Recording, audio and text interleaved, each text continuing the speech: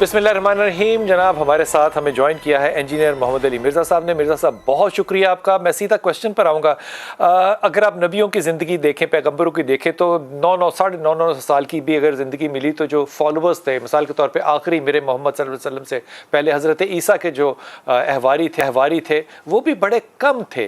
और नबी पाक सल्लल्लाहु अलैहि वसल्लम जब आखिरी हज कर आए तो वो तकरीबन मुख्तलिफ़ रवायतों में 1.25 लाख के करीब जो हैं वो लोग सहाब जो हैं वो उनके साथ थे।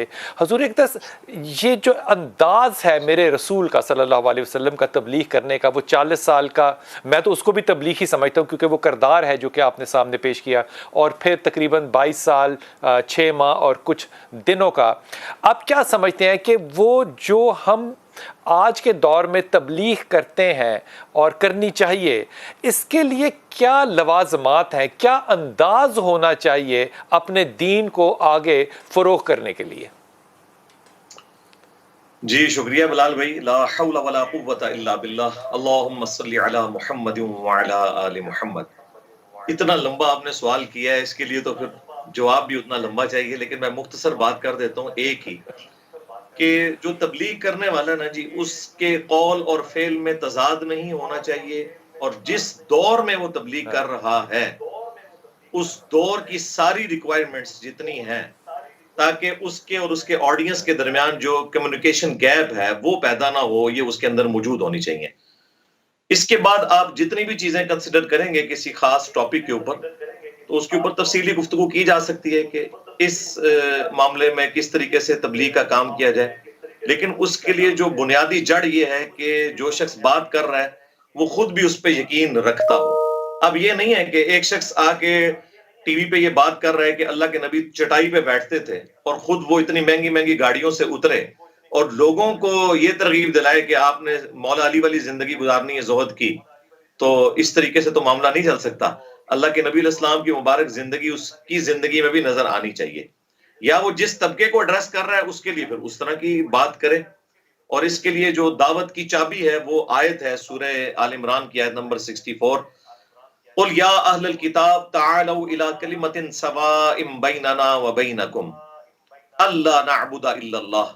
आओ अहले किताब, हम उस एक बात पर इकट्ठे हो जाएं जो तुम में और हम में कॉमन है, कि हम मत पूजे किसी को सवाए अल्लाह के।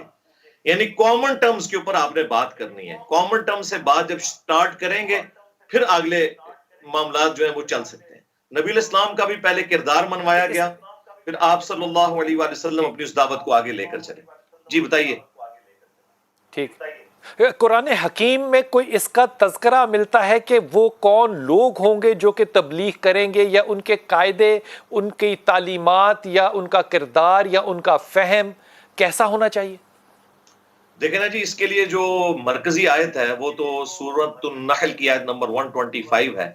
उदउ इला सबील रब्बिका बिल हिकमा वल मौइज़तिल हसना वजादिलहुम बिल्लती हिया अहसन।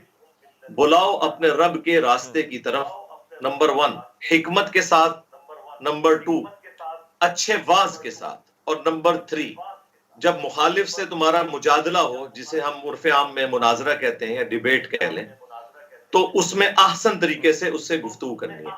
तो ये 3 कैटेगरीज बताई गई हैं। कुछ लोग हैं जिनको आपको हिकमत के साथ बुलाना पड़ेगा, जब तक लॉजिकली आप उन्हें कायल नहीं करेंगे वो आपकी किसी बात को सुनने के लिए तैयार नहीं है। जिसके लिए आज के मॉडर्न दौर में एक आलिम दीन को साइंस का इल्म आना चाहिए। इस वक्त साइंस अपने उरूज पे है। अगर आप साइंस के इल्म के बगैर कुरान हकीम में कमोबेश 1000 आयात जो जियोलॉजी की फील्ड से रिलेटेड है, एस्ट्रोनॉमी की फील्ड से रिलेटेड है, एम्ब्रियोलॉजी की फील्ड से रिलेटेड है, फिजिकल फिनोमेना ऑफ नेचर जो कुदरत के हैं उससे रिलेटेड है, उनका अगर आपके पास इल्म नहीं है तो एक पढ़े लिखे शख्स को क्या इंटरेस्ट है कि वो आपकी बात सुने। हिकमत वाली बात। दूसरा वाज़े हसना, ये तो बहुत ज्यादा हमारे माशरे में पाया जाता है, जिसकी नुमाइंदा मिसाल मौलाना तारिक जमील साहब है हफिज़हुल्लाह ताला। कि एक आम बंदा जिसके दिमाग में इतनी ज्यादा चीजें नहीं होती हैं, उसको अच्छे वाज के जरिए आप बुला सकते हैं। और आखिरी जो कैटेगरी है वो सबसे मुश्किल है, वो दुनिया में गिनती के लोग हैं जो काम कर सकते हैं।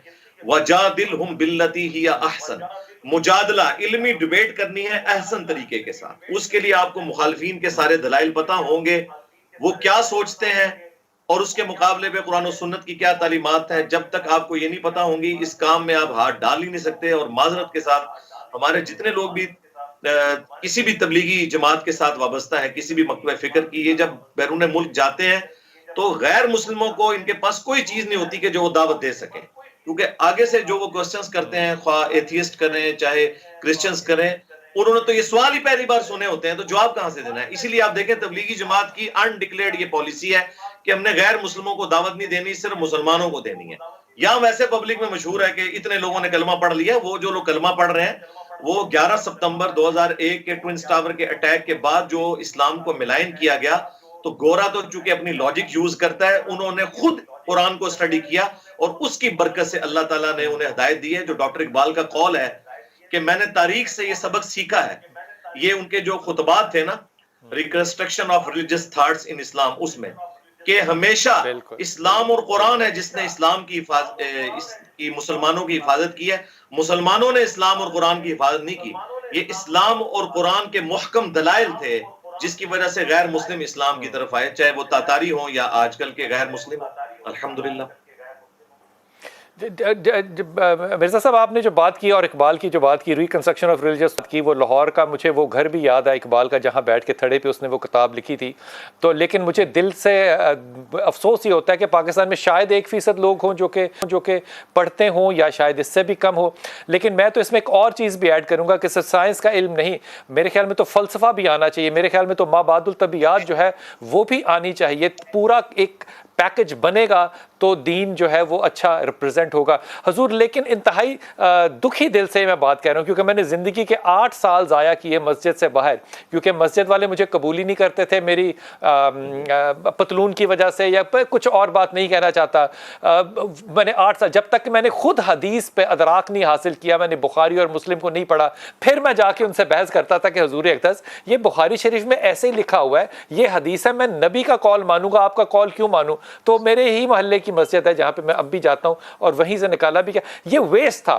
مجھے کیا یہ سوچنا چاہیے کہ ہم آج جو اپنے دین کو پریزنٹ کرتے ہیں نیشنلی یا انٹرنیشنلی، ہم بنیادی طور پہ دین سے زیادہ اپنے نظریات کو ریپرزینٹ کرتے ہیں. میں مسلک کا لفظ نہیں استعمال کر رہا، ہم دین کو ریپرزینٹ، اسلام کو ریپرزینٹ کرنا جو ہے، اس کی پابندی کیسے آئے گی؟ دیکھیں نہیں، اس کے لیے تو بنیادی چیز وہی ہے جو آپ نے بتا دی ہے کہ علم حاصل کیا جائے خود. جب تک آپ علم حاصل نہیں کریں گے، اب ڈاکٹر اقبال کی بات چھڑی ہے تو ایک آیت ہے قرآن حکیم کی جو صدیوں سے مسلمانوں سے اوور لک تھی. ڈاکٹر اقبال کی عقابی نظریں اس آیت کے اوپر پڑی جو 10 کمانڈمنٹس آئی ہیں سورہ بنی اسرائیل کے اندر. اس میں آیت نمبر 36 ہے، 9th کمانڈ، وَلَا تَقْفُ مَا لَيْسَ لَكَ بِهِ عِلْمٌ إِنَّ السَّمْعَ وَالْبَصَرَ وَالْفُؤَادَ كُلُّ أُولَئِكَ كَانَ عَنْهُ مَسْئُولًا. اے انسان، کسی چیز کی پیروی اس وقت تک مت کر جب تک کہ اس کے بارے میں تو ڈیفینٹ علم نہ حاصل کر لے. بے شک کان، آنکھ اور عقل، دل ہو یا دماغ، اس کے بارے میں تم سے پوچھا جائے گا کہ ان 3 انسٹرومنٹس کو یوز کر کے تم نے حق بات تک پہنچنے کی کوشش کیوں نہیں کی. اس آیت کی بنیاد پہ ڈاکٹر اقبال نے ان خطبات میں یہ کلیم کیا ہے کہ the inner core of present western civilization is Quranic، کہ اس وقت جو اندر کا اندرونی کور ہے ویسٹرن سیولائزیشن کا، وہ قرآنک ہے، وہ لاجک کے اوپر چلتے ہیں. یہ سائنس ساری لاجک کے اوپر چل رہی ہے. بہت اچھی بات. فلسفے کے حوالے سے میرا موقف یہ ہے کہ سائنس نے آ کے تو سب کو پچھاڑ دیا نا جی. فلسفے میں تو آپ کوئی ایک بنیاد رکھتے تھے، پھر اس سے کورالریز نکالتے تھے، لیکن سائنس نے تو ماشاء اللہ تعالی یہ اپنے فلسفہ استاد کو بھی پیچھے چھوڑ دیا. علم حاصل کریں، اور علم وہ ہے جو کتابوں کے اندر ہے. بکش مسلمان بنے، جو نبی الاسلام نے حجت الوداع کے موقع پر قرآن اور سنت چھوڑی، غدیر خم پر فرمایا قرآن کو پکڑنا، اہل بیت کے ساتھ اس نے سلوک کرنا. جب تک ہم علم حاصل نہیں کریں گے نا جی، ہم پستے رہیں گے. دیکھیں کئی چیزیں ہیں عموماً عوام کے اندر مشہور ہے کہ اگر آپ کے پاس علم آ جائے تو عمل کرنا پڑ جاتا ہے، پھر مشکل ہو جاتی ہے. حالانکہ علم آنے سے دین میں اتنی آسانیاں آ جاتی ہیں کہ انسان کہتا ہے کہ یہ سب سے آسان پریکٹسنگ ریلیجن جو ہے وہ اسلام ہے. اس کی درجنوں مثالیں دی جا سکتی ہیں. مثلا ایک مثال میں دیتا ہوں، بخاری مسلم دونوں میں حدیث ہے، عبداللہ ابن عباس نے ایک دن جمعہ کے دن اذان میں اناؤنسمنٹ کروائی. اذان کے دوران مؤذن کو کہا کہ کہو صلو فی الرحال، کہ نماز گھر ہی میں پڑھ لو. جب وہ فارغ ہوا، انہیں کہا حضرت یہ تو جمعے کی نماز تھی. آپ نے فرمایا اللہ کے نبی علیہ السلام بھی سخت سردیوں کے موسم میں اور بارش کے موسم میں مؤذن کو حکم دیتے تھے کہ اذان کے اندر یہ کہو کہ اپنے گھروں ہی میں نماز پڑھو. اللہ کے نبی علیہ السلام اس چیز کو ناپسند فرماتے تھے کہ کوئی شخص کیچڑ میں لت پت ہو کر اتنی مصیبت کاٹتا ہوا یا سردیوں میں مصیبت کاٹتا ہوا مسجد میں کیا پہنچے. بات ہے. اب مجھے بتائیں یہ اتنی بڑی انجینئر سہولت محمد ہے علی اور مرزا یہاں میری بڑے بڑے مجبوری ہے، باتیں وقت جو ہے وہ مجھے نکلتی ہیں بارش مجبور کے کر رہا ہے اندر کہ میں تو وقفے پہ پیچھے جاؤں. آدمی آپ کی کی بات ہڈی بڑی پسلی کا اعلیٰ اور علاج کرنا. خوبصورت ہے اور اللہ کرے وہ میں طنز کے کہتا ہوتا ہوں کہ یہ ایسا نہ ہو کہ کوئی مان ہی لے. وہ میں طنز کے طور پہ کہہ رہا ہوں کہ مان ہی نہ لے یہ باتیں کہ علم حاصل کرنا ہے. آپ سے سوال ہوگا اور اللہ تعالیٰ حافظ بھی صرف رکھ سکتا تھا، لیکن اللہ نے قرآن کو کتاب کی صورت میں، حدیث کتاب کی صورت میں آئی. آپ لوگوں کی ماننے کی بجائے اگر کتاب کی طرف رجوع کریں گے آپ کو زندگی کے 8 سال مسجد سے ضائع نہیں کرنے پڑیں گے.